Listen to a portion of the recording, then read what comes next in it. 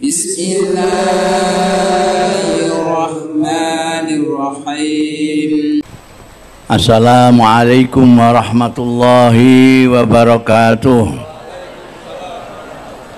Alhamdulillahi rabbil alamin, wassalatu wassalamu ala asrafil anbiya'i wal mursalin sayyidina wa maulana Muhammadin wa alihi wa sahbihi ajma'in, amma ba'd. Para rawuh, para sesepuh, pin sepuh, ibu-ibu, bapak-bapak, sederek-sederek sedaya, hadirin hadirat rahimakumullah. Pertama-tama saya harus memanjatkan puji syukur kehadirat Allah Subhanahu wa taala yang telah memperkenankan saya pada malam hari ini sowan di tempat yang barokah ini, insyaallah. Alhamdulillah, mudah-mudahan perjumpaan kita dalam majlis yang baik, dalam niat yang baik ini mendapat ridha dari Allah Ta'ala, barokah, manfaat fid-dini wa dunya wal akhirah. Pada kesempatan ini saya tidak akan bertausiah atau bermau'idhah hasanah. Saya cuma ingin mengajak Anda sekalian untuk bersyukur kepada Allah Subhanahu wa taala.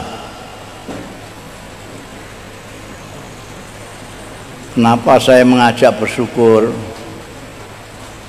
Karena seringkali kita itu tidak menyadari adanya nikmat. Orang bersyukur itu syaratnya harus menyadari adanya anugerah, nikmat dari Allah. Kalau orang itu tidak menyadari adanya nikmat dari Allah, tidak akan bersyukur. Jarang atau bahkan hampir tidak ada di antara kita yang mensyukuri nikmat bernapas yang diberikan oleh Allah Ta'ala. Saya mempunyai kawan yang seperti Fir'aun, tidak pernah sakit, ngeluh saja tidak pernah, pilek tidak pernah. Jadi begitu mendengar kabar dia masuk ICU di Jakarta, saya sengaja datang.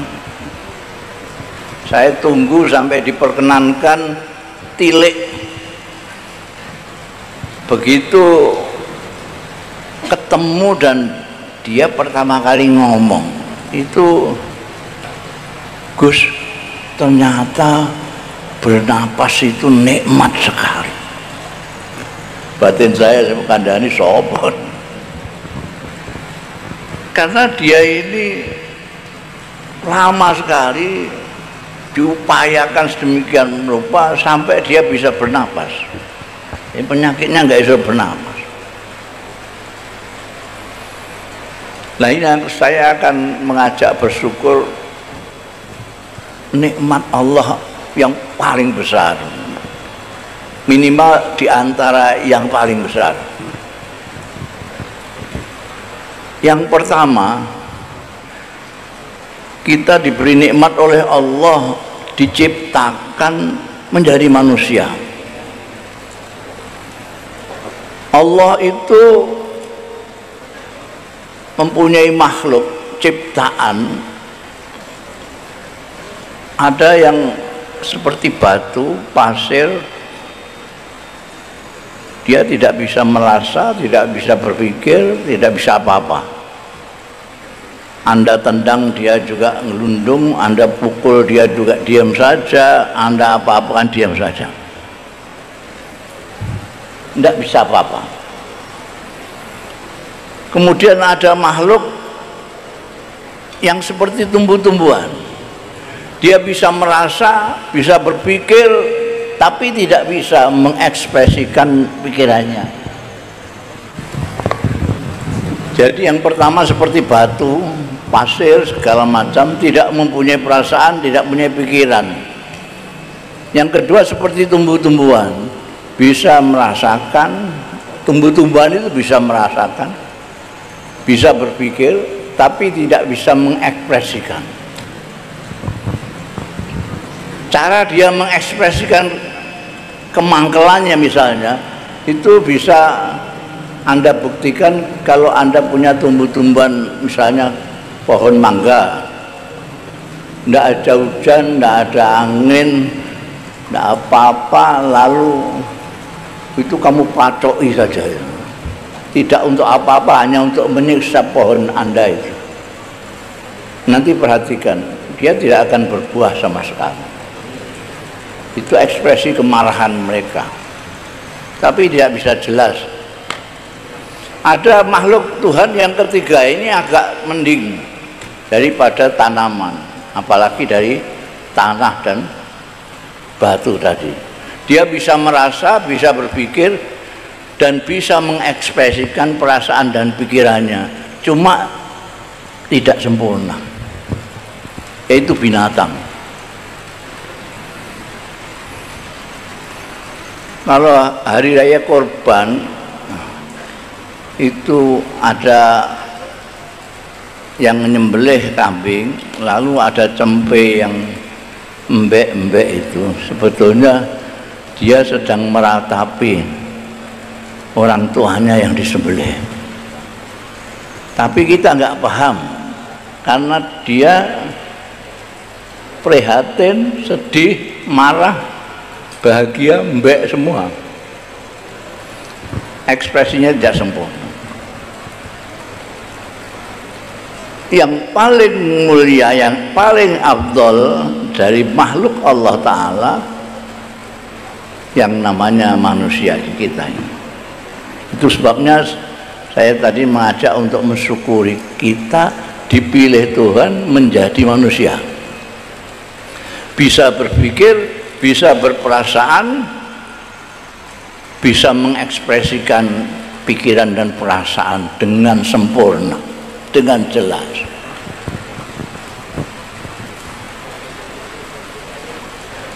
Itu nomor satu. Syukur yang nomor dua,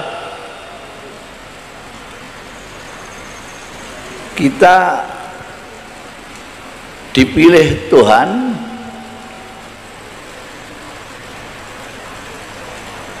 menjadi orang Islam.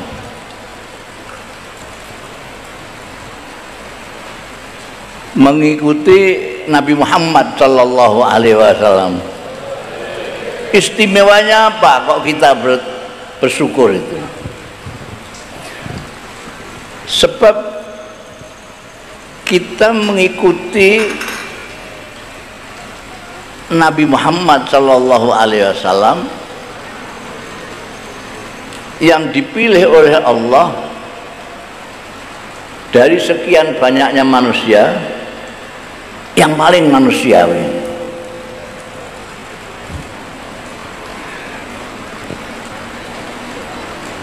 Untuk contoh kehidupan yang baik, orang itu tetap menjaga kemanusiaannya. Contohnya adalah Nabi Muhammad Sallallahu Alaihi Wasallam. Maka kalau kita amati apa saja yang menjadi kewajiban, aturan, arahan segala macam dari Nabi Muhammad Sallallahu Alaihi Wasallam, itu semuanya manusiawi. Manusiawi. Kalau kok ada, meskipun dia disebut ustadz, kiai, jenggotnya sak dodo, tapi dia ajarannya tidak manusiawi, tapi malaikati misalnya. Jangan ikut, itu enggak malaikati.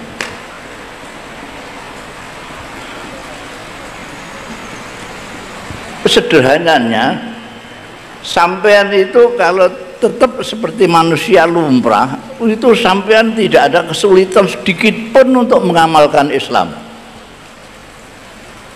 Kalau Anda merasa berat melaksanakan Islam, berarti Anda harus mempertanyakan apakah Anda masih tetap sebagai manusia atau sudah mendekati buaya atau ular dan sebagainya. Karena agama ini untuk manusia, bukan untuk Tuhan, untuk manusia. Karena itu yang diutus untuk menyampaikannya adalah manusia.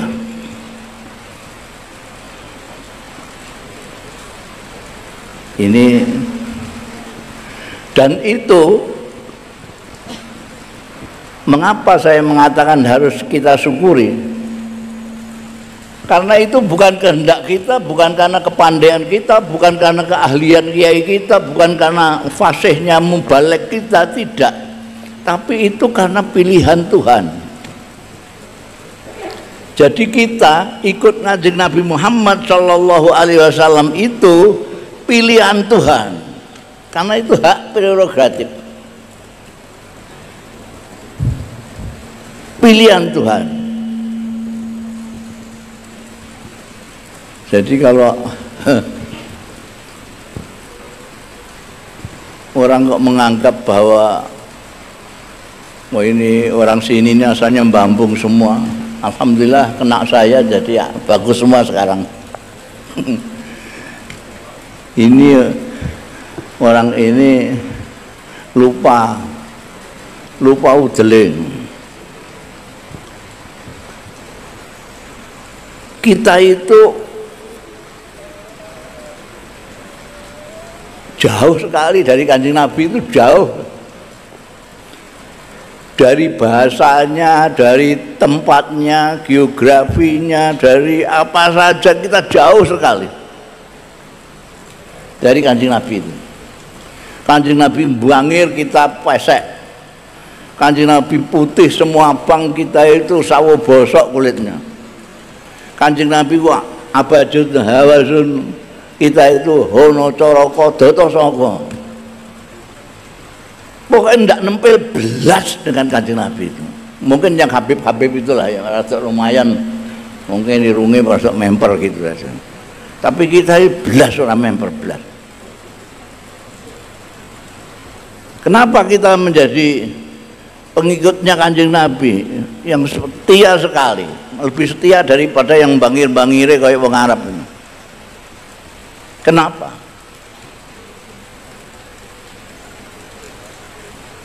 Tidak ada yang bisa menjawab. Karena ada orang yang sangat dekat sekali dengan Kanjeng Nabi Muhammad Shallallahu Alaihi Wasallam dari beberapa sisi, dari sisi manapun tidak ada yang mengalahkan kedekatan orang ini dengan Rasulullah Shallallahu Alaihi Wasallam. Dia itu tetangga petnya Kanjeng Nabi. Dia itu kakaknya, ayahnya Kanjeng Nabi Muhammad Shallallahu Alaihi Wasallam. Cara Jawa ini Pak Dini Kanjeng Nabi Muhammad Shallallahu Alaihi Wasallam. Tonggo pet, Pak D, cer. Besanan dengan Kanjeng Nabi anak dua, bukan hanya satu, anak dua. Ada orang yang dekatnya seperti ini, besanan anak dua. Dia punya anak laki-laki dua, dikawinkan dengan putri duanya Kanjeng Nabi Muhammad Shallallahu Alaihi Wasallam, Sayyidatina Ruqayyah dan Sayyidatina Ummi Kulsum. Tonggo pet, Pak D, besanan anak dua. Itu ketiga diajak Kanjeng Nabi Muhammad Shallallahu Alaihi Wasallam untuk hanya menyembah Allah saja, tidak hanya tidak mau, mencaci Kanjeng Nabi Muhammad Shallallahu Alaihi Wasallam. Wong pangeran apik-apik pirang-pirang kok kon siji tok. Misuwe itu lho, dia sudah terbiasa nyembah pirang-pirang, dikongkon nyembah siji tok miso. Tabban laka ya Muhammad, itu misuh. Makanya terus dibales tabat yada Abi Lahab, itu yang dilakabi Abu Lahab itulah pamannya Kanjeng Nabi yang namanya Abdul Uzza, pakdinya Kanjeng Nabi, yang ketika diajak nyembah Tuhan satu tidak mau, malah misuh. Bagaimana Anda menjelaskan orang yang sedekat Abdul Uzza alias Abu Lahab bukan hanya tidak mau diajak Kanjeng Nabi tapi misuh? Tapi Anda sekalian yang tidak memperbelas itu melok Kanjeng Nabi, sampai tidak bisa menjelaskan. Tanyakan profesor yang budak-budak pun tidak bisa menjelaskan, malah mungkin tambah budak dia. Kalau sampai tanyakan saya gampang, itu yang dikehendaki Allah, sudah titik. Itu hak prerogatif Gusti Allah. Abdul Uzza alias Abu Lahab tidak boleh lalu menanti protes. Itu orang kayak begitu rupanya kok sampean kayak hidayah ikut Nabi Muhammad, nggak bisa. Itu hak prerogatif Gusti Allah. Makanya kita kudu bersyukur bahwa kita dipilih di antara sekian banyaknya orang untuk melu Kanjeng Nabi Muhammad sallallahu alaihi wasallam. Ini syukur yang kedua.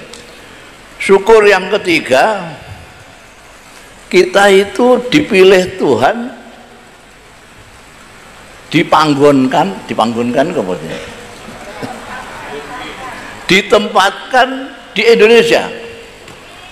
Banyak orang yang kepengen di Indonesia, banyak sekali, nggak keturutan, sampai mereka mengorbankan kewarganegaraannya untuk menjadi warga negara Indonesia. Saya alhamdulillah sudah hampir keliling dunia, hampir, karena ada beberapa yang belum saya lihat. Setiap saya di luar negeri, setiap saat saya ingin menangis karena ingat Indonesia.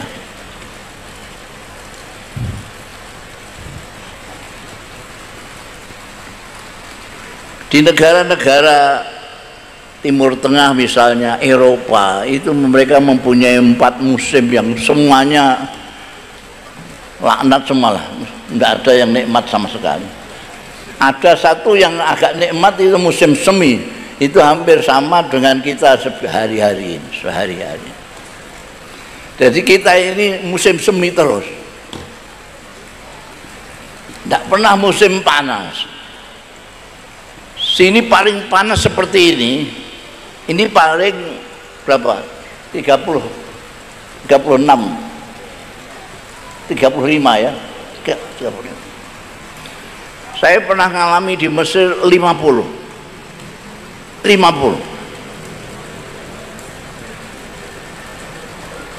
Jadi kalau saya mau mandi, saya mau tidur, keturun saya itu saya siram 1 ember banyu, serut, baru tiduran. Habis disiram langsung tidur. Kalau ditinggal balekno ember dulu ke kamar mandi, balik sudah panas lagi itu.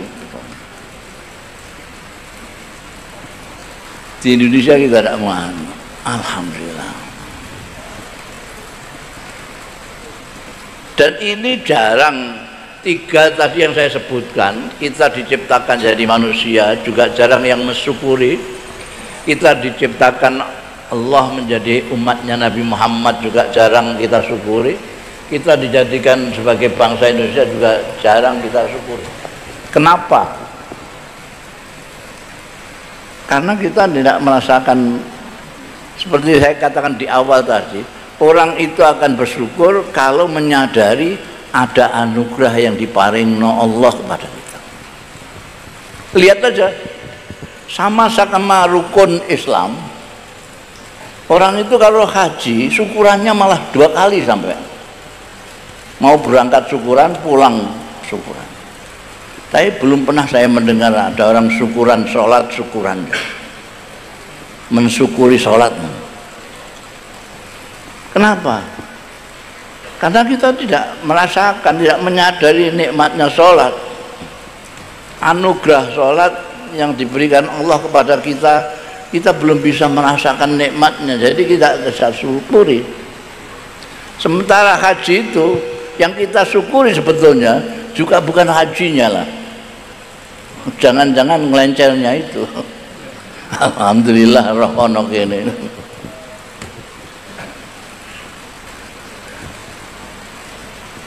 Kita dijadikan menjadi orang Indonesia. Orang Indonesia. Ini berapa bahasa daerah kita itu berapa?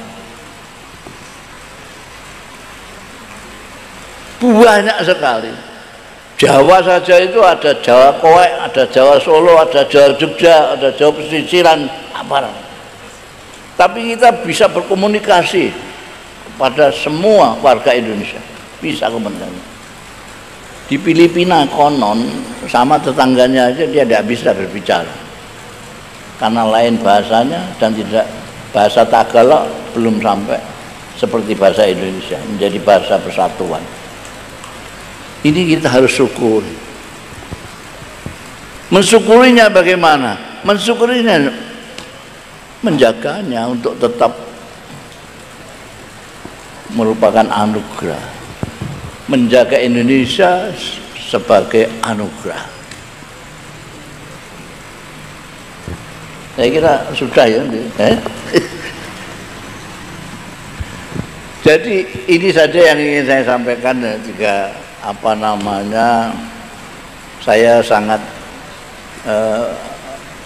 bahagia bisa bersama-sama Anda sekalian, segala macam manusia ada di sini semua, menggambarkan Indonesia ini ya. Ada yang bajingan, ada macam-macam orang. Di samping ada orang kiai betul, kiai betul yang potongannya memang kiai. Ada yang tidak potongan kiai. Potongan seniman tapi kiai ada itu.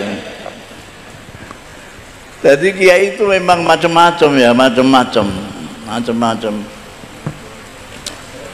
Dia bukan, kiai itu bukan terjemahan dari ulama, sebetulnya bukan.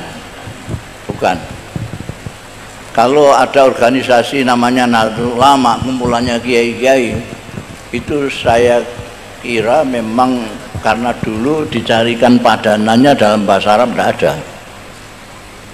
Mereka yang mendirikan Nahdlatul Ulama itu memang kiai-kiai pesantren, cuma mau menamakan cara Arab itu ngulek bahasa Arab kiai gak ono.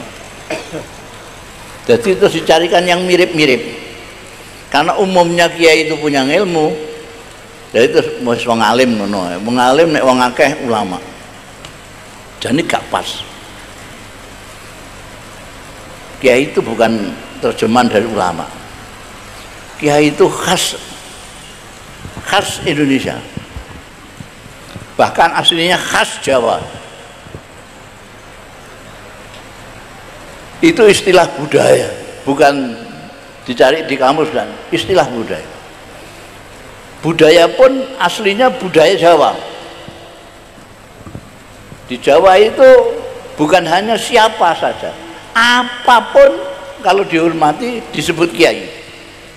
Itu orang Jawa. Kiai Nogososro Sapu Inten. Itu keris itu. Dihormati disebut kiai. Kiai Pleret itu tombak.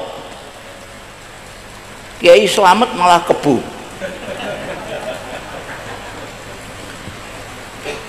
Lah ini ada priayi, ada orang yang mewakafkan dirinya kepada masyarakat. Ada yang bodoh diajari, diulang. Ada yang mau dagang, kurang modalnya diutangi. Ada orang sakit perut minta disuwuk. Jadi orang itu manggilnya tuh kiai, Oh, kiai sana itu lah, anakmu titip nang kiai sana itu. Itu asalnya kiai itu tidak punya godaan, tidak punya godaan. Ya rumahnya sendiri itulah.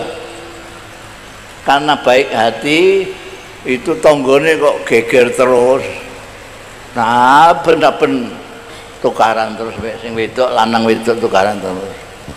Mergo anake pirang-pirang. Janji kepengin turu bareng bojone diganggu anake. Berarti terus geger bengi geger. Akhirnya terus ini iku anakmu sing rada gedhe iku ben ning nggonku ae mbek tak warane mbah ngaji.